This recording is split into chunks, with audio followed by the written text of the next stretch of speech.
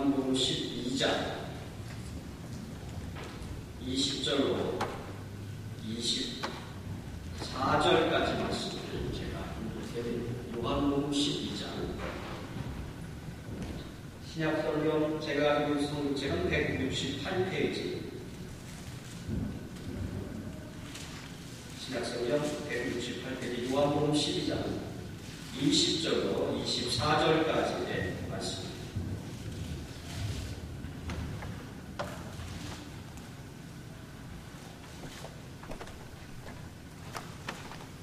찾으셨죠? 제가 읽어드립니다. 명절에 예배하러 올라온 사람 중에 헬라인 넷이 있는데 저희가 갈릴리 베세다 사람 빌립에게 가서 청하여가고 선생이여 우리가 예수를 배웠고자 하나이다 하니 빌립이 안드레에게 가서 말하고 안드레와 빌립이 예수께 가서 여짜오되 예수께서 대답하여 가시되 인자의 영광을 얻을 때가 왔다. 내가 진실로 너에게 이르노니 한 알의 밀이 땅에 떨어져 죽지 아니하면 한 알 그대로 있고 죽으면 많은 열매를 맺느니라. 아멘. 지난 일주일 동안 여러분 잘 지내셨죠? 예, 날씨가 조금 좀 꺾인 것 같습니다. 사천적으로 좀 선선해서 지내기가 괜찮은 것 같습니다. 자, 오늘 본문은요, 여러분이 좀 상황을 아실 필요가 있습니다. 오늘 본문은 예수님께서 명절에 예루살렘으로 올라가셨습니다. 사람들이 예수님께서 예루살렘으로 오신다는 소식을 듣고 모여들었어요. 예루살렘에 많은 사람들이 예수 그리스도께서 오신다는 소식을 듣고 모여들어서 그분 앞에 두 줄로 진열을 한 것 같아요. 진열을 하고, 그리고 어떤 이들은 종려나무 가지를 꺾어다가 그분의 발 앞에 놓고 종려나무를 마치 그 카페트처럼 밟고 지나가도록 하셨습니다. 예수님은 그때에 나귀를 한 마리 타고 가셨어요. 어떤 그 성도님이 그러시더라고요, 저한테. 요즘 목사님들은 참 힘들겠대. 그래서 왜요? 그랬더니 예수님은 예루살렘에 입성하실 때 나귀를 타고 가셨는데 요즘 목사님들은 조금 좋은 차를 타고 가면 욕먹는데, 그래서 이게 무슨 말이에요? 예수님은 나귀 타고 가시고 다른 분들은 걸어갔어요. 그래서 한참 웃은 적이 있습니다. 이해를 잘 못하시는 거예요. 어쨌든 간에 예수님은 그 당시에 소문을 달고 다니셨어요. 너무 많은 일들을 행하셨기 때문에, 이적과 기적을 행하셨기 때문에 사람들이 그 소문을 들으면서 예수님의 뒤를 쫓아다니셨습니다. 어떤 이들은요, 예수님께서 보리떡 5개와 물고기 2마리로 5,000명을 먹였다는 이야기를 듣고 예수님을 쫓아다녔어요. 그것도 한 번도 아니고 2번씩이나 그런 일이 일어났습니다. 어떤 이는요, 바로 앞구절에 나사로라 하는 사람이 3일 만에 죽었다가 살아났다는 소식을 듣고, 이거는 놀라운 일이다, 사람으로 할 수 없는 일을 했다고 그 이야기를 듣고 예수님을 쫓아다니기 시작했어요.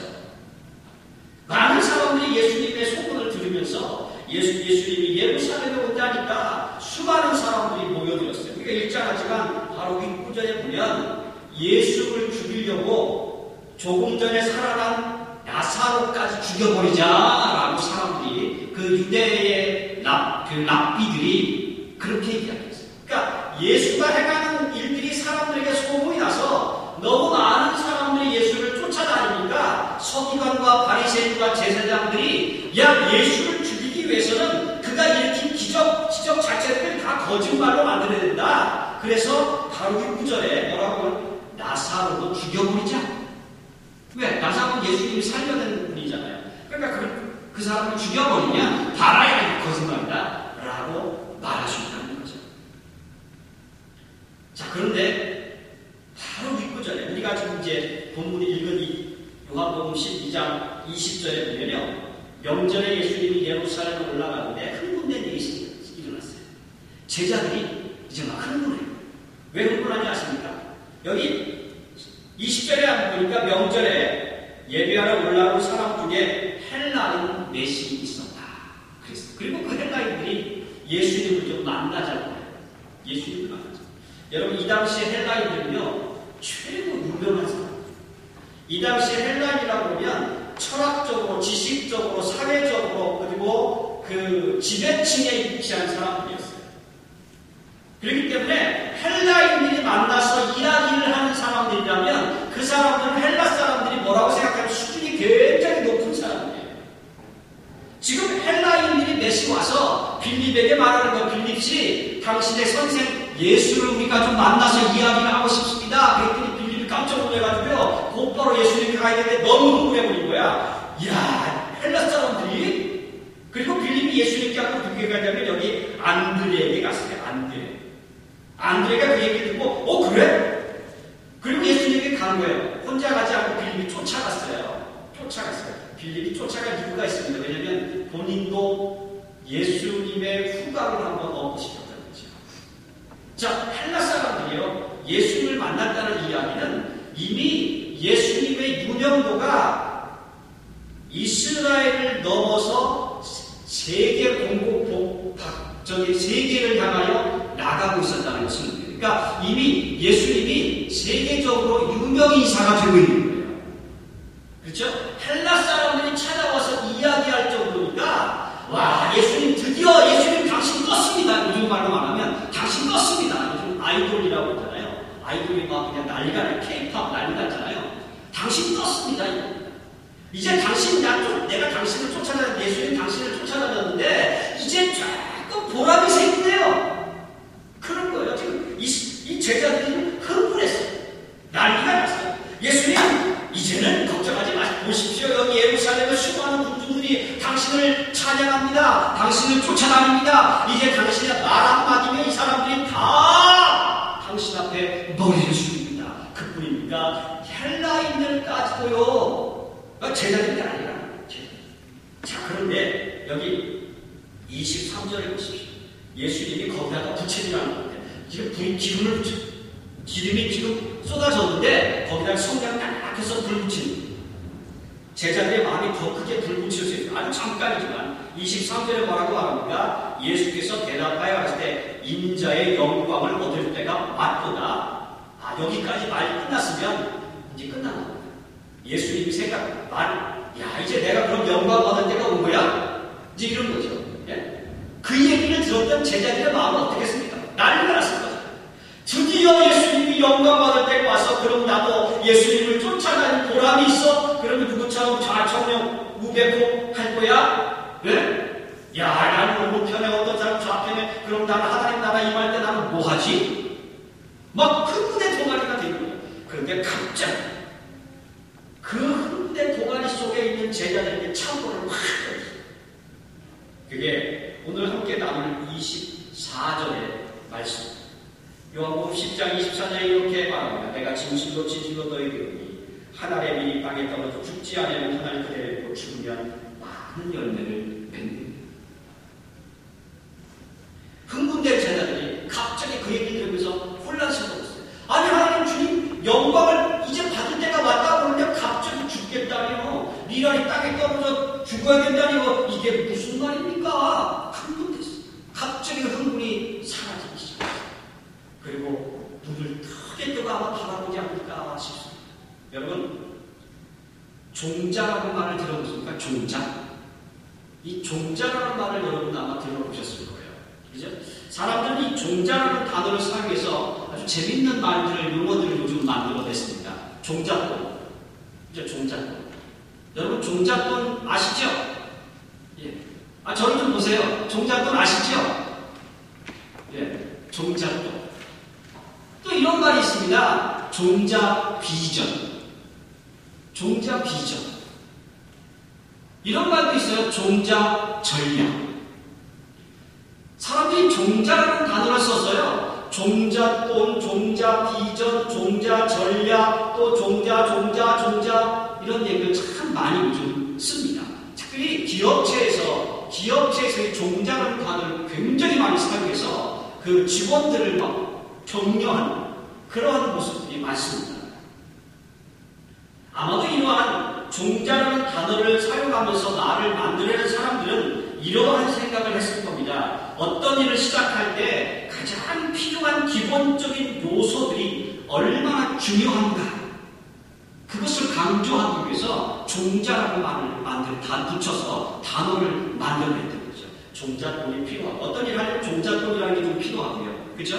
어떤 비전을 제시하기 위해서 그 비전을 위한 시작을 위한 비전도 필요하고, 전략도 필요하고. 그죠? 종자, 비전, 종자, 전략, 이러한 것들을 만들어냅니다. 주님은 오늘 본문에 보면 주님 스스로 뭐라고 말하냐면, 나는 종자다, 종자. 여기 본문에 표현대로 말하면 하나의 미장이다. 이는 주님께서 온 인류를 위하여, 생명을 위하여 이 땅에 종자로 오셨기 때문입니다. 주님께서 이 땅에 생명을 주기 위한 종자가 되기 위해서 이 땅에 오셨습니다. 죄로 인해 죽었던 인류가 새 생명의 종자이신 주님으로 말미암아 새 생명의 열매를 맛볼 수 있고 얻을 수 있게 하기 위한 종자이셨기 때문에 나는 미장이다, 종자다 라고 말씀하고 있는 것이죠. 주님께서는 아주 성공적으로 이 종자의 역할을 잘 감당해 주셨습니다. 그래서 오늘 저와 여러분이 여기에 앉아있는 거예요. 만약 주님이 이 종자의 역할을 감당하지 못했다면 오늘 저와 여러분은 하나님의 저주 아래 놓여 있을 것입니다. 그리고 하나님의 끊임없는 저주 가운데서 하나님의 징계와 하나님의 괴롭힘들을 당하며 살 수밖에 없는 것이죠.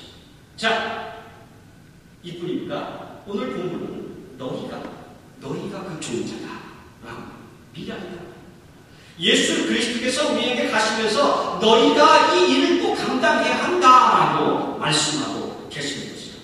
자, 내가 진실로 너희에게 이르노니 하나님의 일이 땅에 떨어져 죽지 않냐.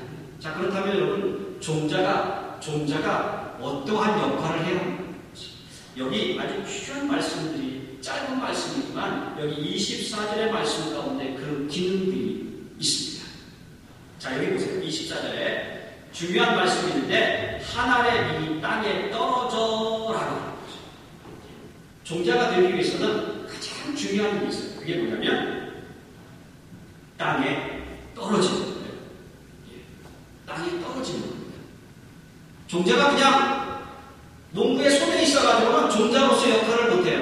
이 농부가 땅에 뿌려야 그 땅에서 비로소 종자의 역할을 할 수 있는 거예요. 예수 그리스도께서 저와 여러분을 종자 삼아주셨을 뿐 아니라 세상이라는 땅을 향하여 뿌려버리셨어요. 저와 여러분은 지금 세상이라는 땅에서 떨어져 있는 거예요. 그런데 놀랍게도 종자는요, 세상이라는 이 땅에 떨어졌을 때 그 땅에 대한 정보가 별로 없습니다. 땅에 대한 정보가 없어요. 그곳은 미지의 세계예요. 그곳에 어떤 위험성이 있을지도 잘 몰라요. 그곳에서 우리를 기다리고 있는 것이 무엇인지도 잘 몰라요. 그곳에서 우리가 어떻게 해야 할지도 잘 몰라요. 환경과 조건이 어떻게 갖춰져 있는지도 잘 모릅니다. 어떠한 어려움들이 우리를 향해서 지금 오고 있는지도 몰라요. 종자가 땅에 떨어지는 순간부터 종자는요, 그 땅에서 오는 모든 조건과 상황 가운데 있어요. 그렇죠? 그렇지 않습니까? 오늘 여러분 생각해보세요. 예수를 믿고 나서부터 여러분 예수 믿는 게 쉽지 않으셨을 거예요. 예수를 믿고 나서부터 예수님과 더불어 세상에서 믿음을 가지고 살아가는 게 쉽지 않았을 겁니다. 이런 유혹도 있어요. 제가 젊었을 때는 주일이 되면 제 예수 안 믿는 친구들, 고등학교 친구들 와가지고 뭐라고, 야, 용나, 오늘 우리 산에 가는데, 뭐 하러 가는데 가자!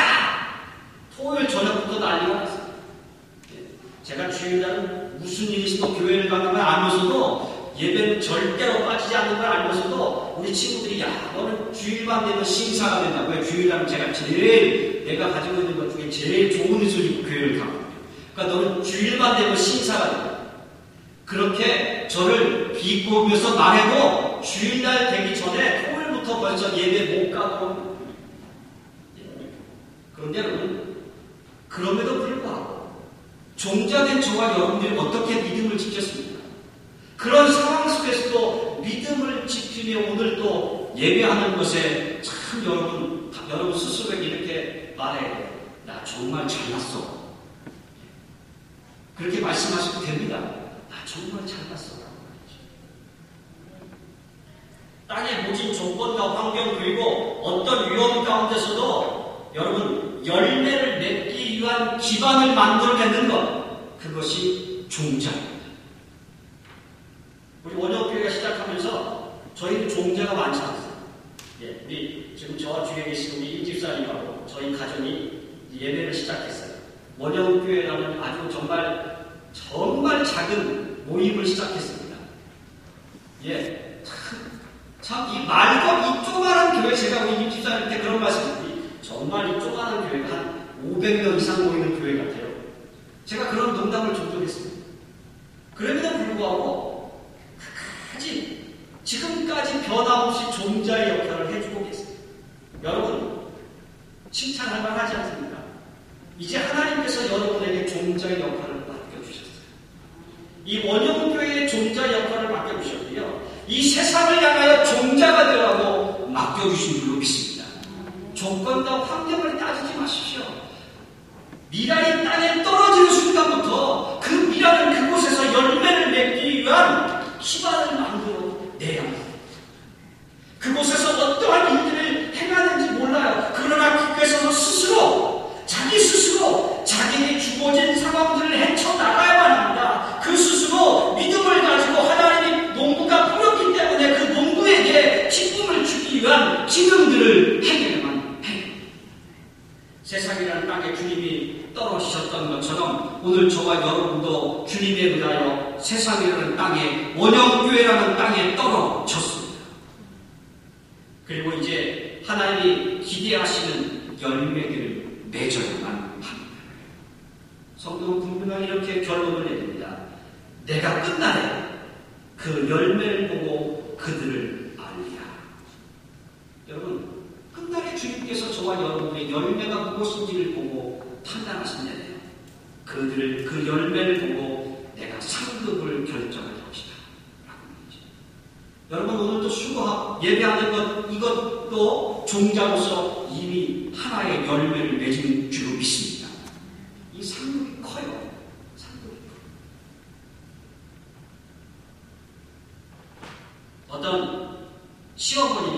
어떤 시어머님이 제가 외부에서 예를 잘 들지 않는데 오늘은 재밌는 이야기가 있어서 소개를 해드리려고 합니다. 어떤 시어머니가 예쁜 며느리가 집에 들어왔어요. 그런데 그 며느리가 친정에서 열심히 교회를 다녔는데 시집을 와서도 참 열심히 교회를 다닙니다. 그런데 교회가 저희 교회 같은 경우는요, 이제 시작한 지도 얼마 안 됐고, 그리고 성도도 얼마 없어요. 7명이 모여서 예배하는 작은 교회였답니다. 그런데 이 며느리가 와서부터 이상하게 교회가 부흥되기 시작하는 거예요. 이상하게 매주 1명씩 2명씩 꼭 하루도 한 주간도 빠지지 않고 교회에 성도들이 늘어나기 시작하는 거예요. 시어머니가 며느리를 이렇게 봤어요. 아니 도대체 저 친구는 무슨 재주가 있어서 저렇게 사람들을 전도해오나? 그리고 궁금해했습니다. 그리고 하루는 시어머니가 며느리에게 이렇게 물었답니다. 얘야 며느라가, 너는 도대체 어떻게 하길래 그렇게 특별히 뭐 전도하는 것 같지도 않고 특별히 나가서 뭐 하는 것 같지도 않은데 매주 너 때문에 왔어라고 하는 성도들이 있느냐? 그래서 이 며느리가 방긋 웃으면서 이렇게 이야기를 했대요. 어머니, 저는 시장에 가서 물건을 살 때요, 남들이 잘 안 가져가는 것을 사갖고 와요. 사과를 사고요, 저도 그러더라고요. 사과를 하나 집어도 좋은 거 집으라고 골라요. 그렇죠? 그런데 이 며느리는 사과를 사도 흠집이 있는 거, 남들이 잘 안 가져가서 팔리지 않는 거, 그리고 먹어도 지장은 없는 거, 그런 것들을 집어온대요. 그러니까 한 번, 두 번 하니까 사람들이 묻더래요. 아니, 당신은 왜 그런 것만 가져가세요. 그랬더니 아유, 나라도 가져가야 장사하시는 분들이 그나마 좋지 않겠습니까? 그러면서 그랬대요. 예수님도 나 같은 흠집 있는 사람을 택하셨어요. 라고 말이죠.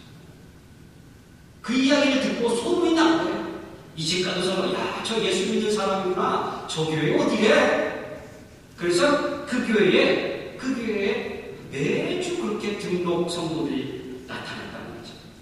여러분, 며느리가 좋은 거 먹고 싶지 않겠습니까? 며느리도 아주 예쁜 것 먹고 싶었겠어요. 그러나 그 며느리는 하나의 미랄이 되어서 그 미랄의 기능을 수행하기 위하여 철저하게 자기 자신을 내려놓은 것 같습니다. 그래서 새로운 영혼들이 탄생하는 것이죠. 여러분, 오늘 이 시대에 미랄로 세상에 뿌려진 성도라고 말하는 사람들의 한심한 모습이 있어요. 그것은 뭐냐면 열매를 위한 싸움을 너무 쉽게 포기합니다. 열매를 맺어야 할 노력들을 너무 쉽게 포기해버려요. 그냥 하나의 그대로, 그냥 미랄 그대로 있기를 좋아해요. 그래서 여러분 보세요. 요즘 작은 교회는 부흥이 안 된다고 해요. 왜? 큰 교회는 그냥 내가 그냥 가서 있기만 했는데 누가 나를 뭐 알아보기로 해, 누가 시키기로 해, 그냥 나는 그냥 있으면 돼. 그런데 여러분 자세히 보세요. 여러분 예전에 여기 어르신들, 지금 여기 어르신들 시대에는 여러분 정말 어려웠는데 이 어르신들 시대에 하나님의 축복이 가장 많았어요. 그 어려운 순간에 하나님 앞에 미랄의 역할을 감당하는 이 어르신들을 통해서 하나님의 축복이 어마어마했습니다. 요즘 시대는 어때요? 그 축복을 이제 그냥 먹고 사는 시대예요. 그 축복이 더 확장되고 있다고 생각하십니까? 아니요, 경제적으로 더 초월하다는 것이죠. 믿음의 선배들을 한번 보십시오. 미랄로서 그 미랄의 역할을 감당하기 위해 싸웠더니 하나님의 놀라운 축복이 넘쳐난 줄 믿습니다. 우리는 그냥 그거 먹고 사는 거예요.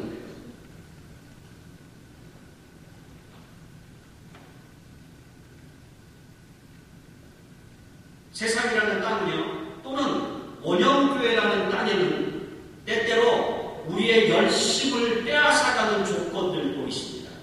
때때로 우리를 힘들게 할 수 있는 상황들도 발생합니다. 때때로 사람의 관계 때문에 마음 상할 일도 있습니다.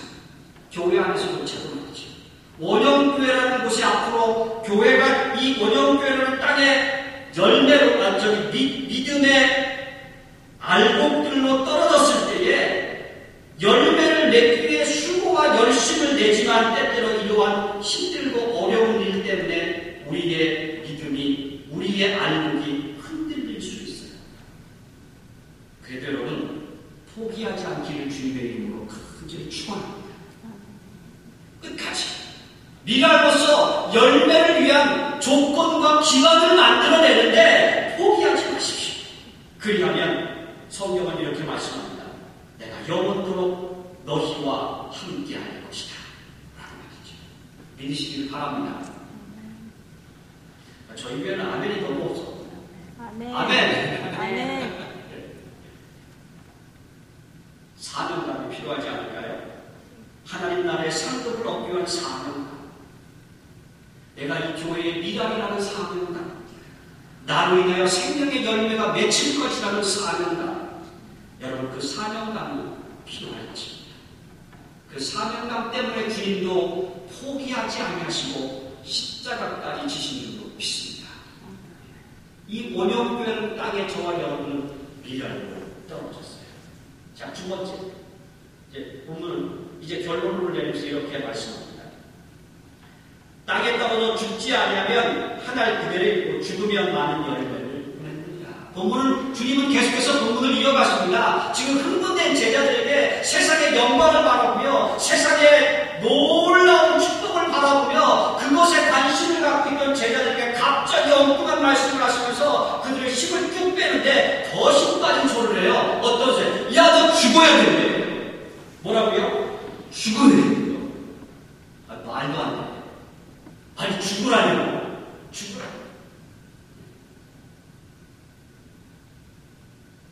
그러나 본문 아주 분명하고 단호하게 주님께서 말씀하십니다.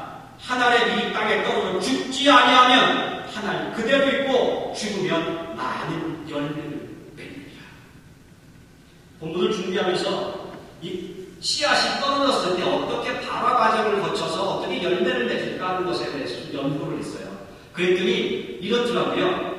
씨앗이라는 게 이게 겉에 이렇게 있는 것은 아무 의미가 없어요. 이 씨앗 속에 생명의 인이라고 불리더라고요. 인이라는 게 있어요. 이 씨앗 속에 인이라는 게 있는데 이 씨앗이요 땅에 떨어져서 이 겉에 있는 이 껍질이 다 없어져요. 스스로 죽어야 돼요. 그러니까 말 그대로 이 죽어야 이 속에 있는 인이 밖으로 나와요. 생명의 인이 나와요. 그래서 그 인이 생명을 만들어내요. 그리고 그 생명이 자라서 열매를 만드는 거죠. 여러분, 그래서 주님은 그것을 말씀하십니다. 본문을 제가 성경을 7가지 성경을 찾아봤어요.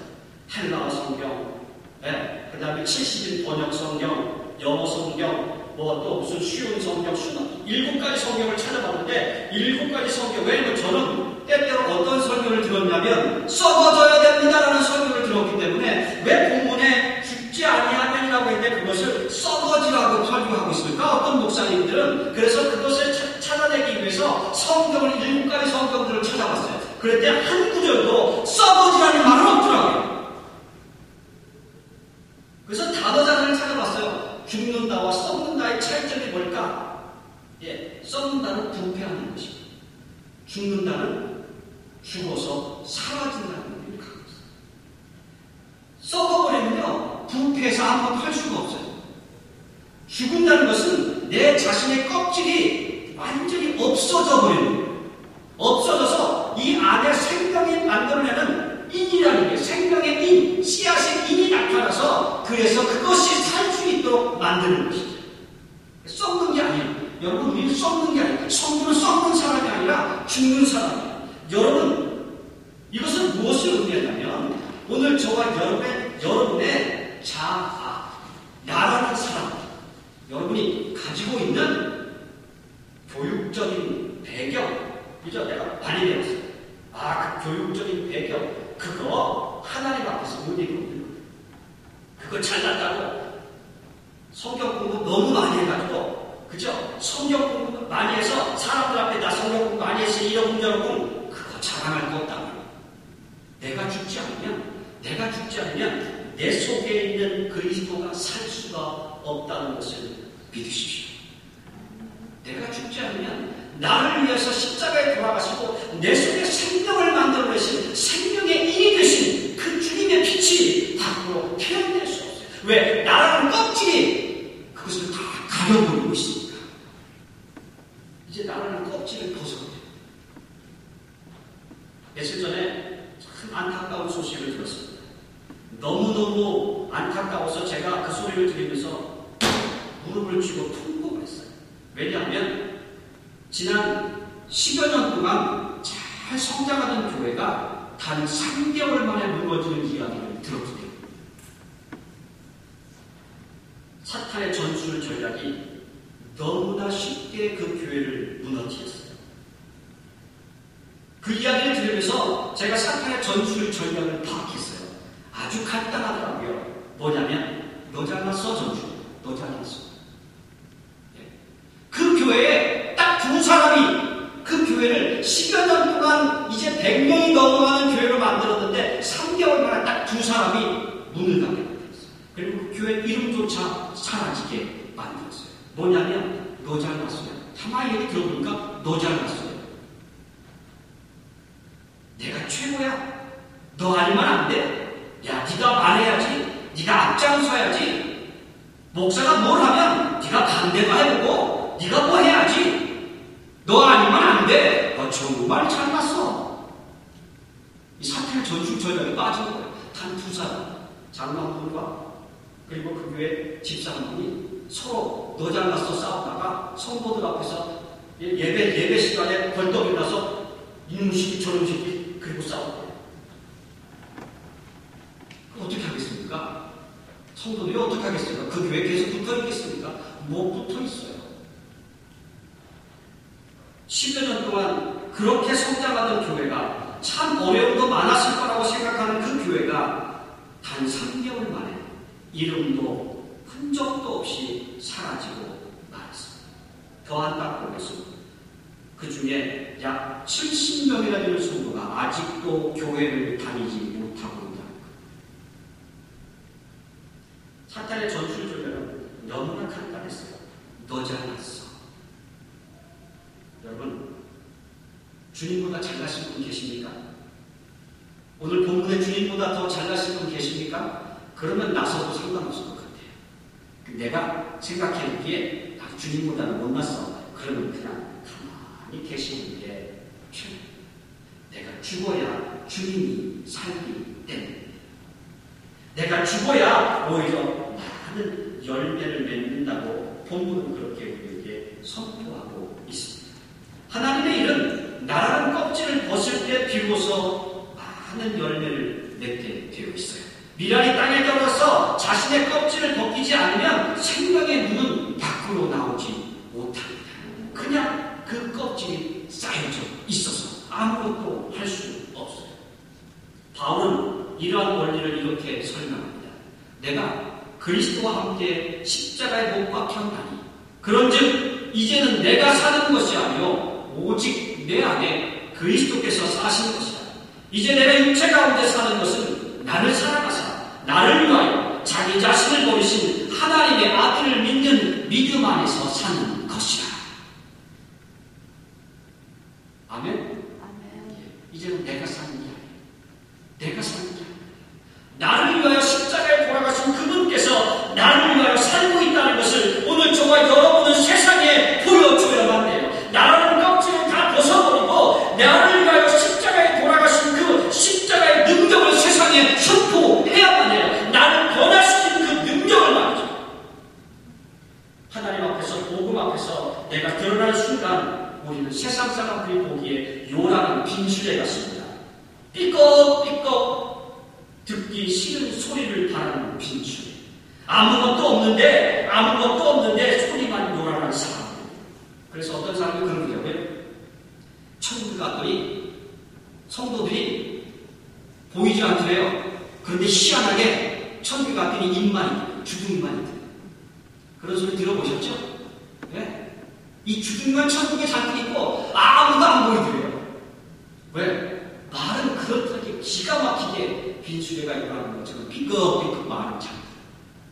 여러분, 삐걱삐걱 듣기 싫은 소리 때문에 주변은 혼란스럽습니다. 성도들이 성도의 역할을 미련하게 성도의 역할을 제대로 감당하지 못했기 때문에 오늘 사회는 혼란스러워졌어요. 주변의 소음을 너무 일으켜서 주변의 소음 때문에 성도들의 소음 때문에 여기저기서 성도들이 싸우는 소리, 교회가 삐걱대는 소리들 때문에 세상이 오히려 불안합니다. 참된 하나님의 사람이라면 껍질을 벗어야 합니다. 그러면 우리를 대신하여 주님이, 여러분, 주님의 빛이 우리를 대신하여 세상을 향하여 선포되고 비춰줄 줄 믿습니다. 뭐냐? 저와 여러분, 미랄이 되어 죽어서 여러분 많은 열매를 맺는, 정말 한 알의 미랄이 떨어져서 수많은 열매를 맺는 그런 축복의 미랄들이 될 수 있기를 주님의 이름으로 간절히 축원합니다. 이 미랄들을 죽은 미랄, 죽은 미랄, 그리고 그 기능을 감당하는 미랄들을 주님은 이렇게 부르십니다. 참 잘했노라. 여러분, 주님께서 저와 여러분들에게 잘했노라고 칭찬할 줄 믿습니다. 오늘 여기 예배하는 것만도 지금 참 잘하십니다. 기도하겠습니다. 하나님, 오늘 이 시대에 주님께서 우리를 세상의 미랄로 뿌려주신 것을 감사합니다. 정말 부족한데도 주님은 우리를 믿으시고 원형교회의 미랄로 뿌려주셨고 열매를 기대하고 계십니다. 농부 되신 주님께서 우리를 통한 열매를 걷기를 원하시기 때문에 오늘 우리가 어떤 환경 속에서도 환경과 조건에 따라 움직이는 사람들이 아니라 우리가 뿌려진 그 역할을 잘 감당하여서 열매를 맺을 수 있는 기반을 만들게 하여 주옵시고 우리가 나 자신을 철저하게 낮추고 죽여서 생명의 빛인 예수님이 드러나서 많은 생명의 열매들이 우리 인로에 맺혀지는 역사가 있어서 하나님의 복의 복을 더하시고 축복된 성도들이 되게 하여 주옵소서. 예수님 이름으로 간절히 기도하옵나이다. 아멘.